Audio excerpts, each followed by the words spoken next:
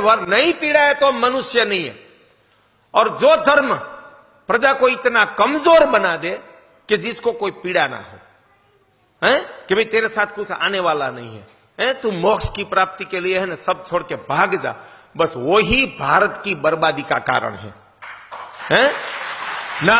हम जीवन से जुड़ के हमने जीवन का त्याग किया, हमने परिवार का त्याग किया, उद्योग का त्याग किया, युद्ध का त्याग किया, शस्त्र का त्याग किया, धन का त्याग किया, संस्कृति का त्याग किया, देश का त्याग किया। मैं नहीं मानता कि वो त्याग करने से ईश्वर मिलता है।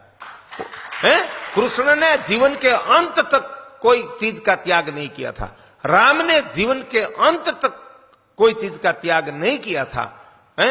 तो उसकी हम पूजा करते हैं और हम सब चीज छोड़ रहे हैं।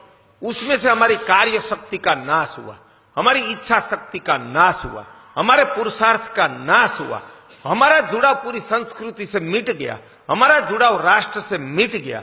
जब वो मैं समझ सका किताबों में से, तब एक ही लाइन गुरुजी पकड़ी कि मेरे ये विधर्मी विदेश से आए, क्यों इस देश में एक व्यक्ति ऐसा नहीं था कि हम उसको पूरा का पूरा मिटा देंगे, जो हमारे राष्ट्र के सामने देखेंगे, हमारी संस्कृति को मिटाने की कोशिश करेंगे, हमारे धर्म को मिटाने की कोशिश करेंगे, उसको हम जड़ से उखाड़ देंगे, उसको मिटा देंगे।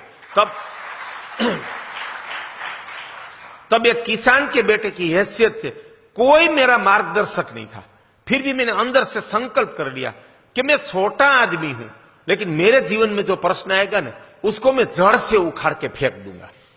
मैं थोड़ा सा काम नहीं करूंगा कि बस जरा सा कर दिया, बस बाद में उसका बाजा बजाते रहो, नहीं, मैं प्रश्न को जड़ से उखाड़ दूंगा। मेरी कोई हैसियत नहीं थी, मैं 6 एकड़ भूमि का किसान का बेटा हूं और मैंने लालटेन की लाइट में मैंने 10वीं पास की है। मेरे घर में साइकिल नहीं थी, वो मेरी स्थिति थी। तब उसमें से मैं थोड़ा ठीक हुआ, एक जॉब कर रहा था गवर्नमेंट की, छोटी सी, वो भी किराए के मकान में रहता था। तब वो इतिहास पढ़कर तब मेरे अंदर से एक विचार आया कि टैंकर आए, रोजगारी खुले गवर्नमेंट की ओर से, वो उपाय नहीं है। बोरिंग कर रहे हो, वो जल समस्या का उपाय नहीं है।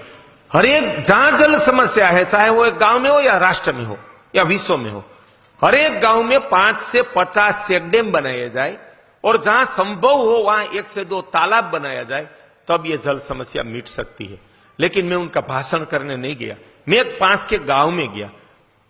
तब सरकार, राज्य सरकार और केंद्र सरकार की कोई योजना नहीं थी। हमें अहंकार नहीं है, लेकिन वास्तविकता यह है कि देश के कोई मुख्य चीफ मिनिस्टर या कोई नेता के गांव में एक लाइन में 3 चेक डैम बने नहीं थे। तब मेरे जैसे छोटे एक किसान के बेटे ने संकल्प लिया और जूनागढ़ के पास जाम का गांव, वहां हमने 51 बांध प्रजा के पैसे से और श्रमदान से बनाने का गांव वालों को मैंने संकल्प दिलवाया। लेकिन यह काम सलाह से नहीं होता। मैं किसी की निंदा नहीं कर रहा हूं, लेकिन हमारी वास्तविकता क्या है?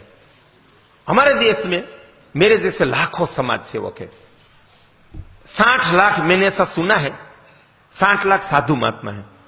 हम सब स्टेज पर बैठने वाले सिर्फ सलाह देते हैं, बस इसलिए भारत पीछे है, इसलिए गरीब है, इसलिए हर एक समस्या है। जब हम काम करना शुरू कर देंगे ना, तभी भारत और भारतीय संस्कृति खड़ी होगी। तो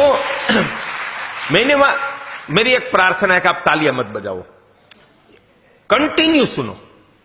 कि बाद में मैंने क्या किया कि गांव वालों को बोला कि 11,000 चंदा, तब 25,000 रुपया जमीन की 1 बीघा की कीमत थी और 50,000 उधारी का दे दिया। गांव वाले चौंक गए। बुजुर्ग बोले कि एक बाहर गांव का लड़का 2 बीघा जमीन का पैसा रखता है, तो अब तो हमें मर जाना चाहिए अगर हम फंड ना निकाले तो।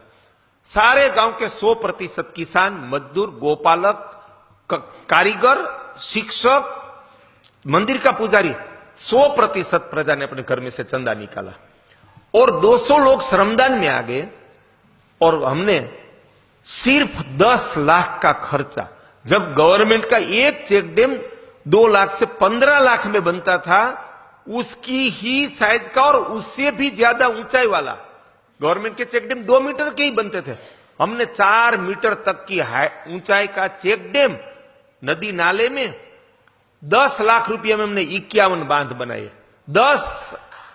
10,000 मानव दिन का गांव लोगों ने 4 महीने में श्रमदान किया।